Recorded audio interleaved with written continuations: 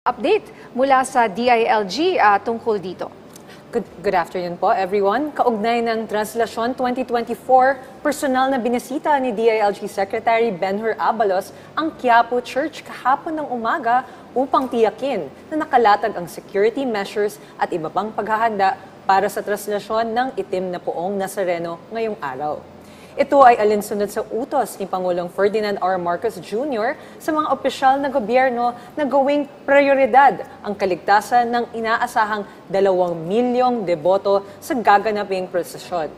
Kasamang nag-ikot ni Secretary Abalos si PNP Chief General Benjamin Acorda Jr., Manila City Mayor Honey Lacuna at iba pang kinatawan ng iba't ibang sangay ng pamahalaan.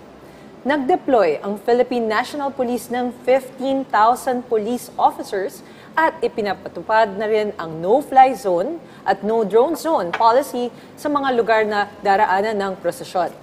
Samantala, idineklara namang no-sale zone ang Manila Bay at may mga ipinatutupad na pagbabawal sa baril at alak sa Maynila para sa araw ng translasyon.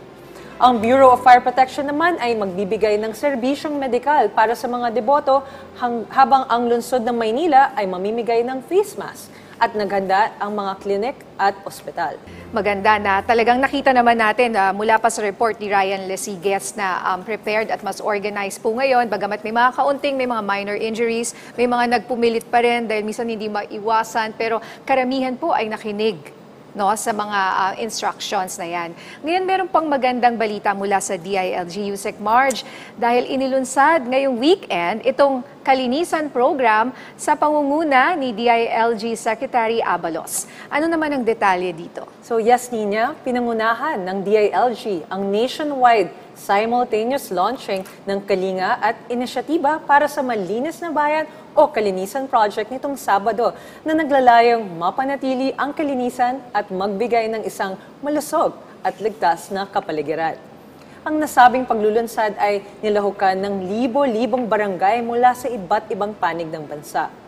Hinimok ni DILG Secretary Benhur Abalos ang local government units na mag-invest sa mga programa, proyekto at aktibidad ukol sa solid waste management at iba pang ecological practices.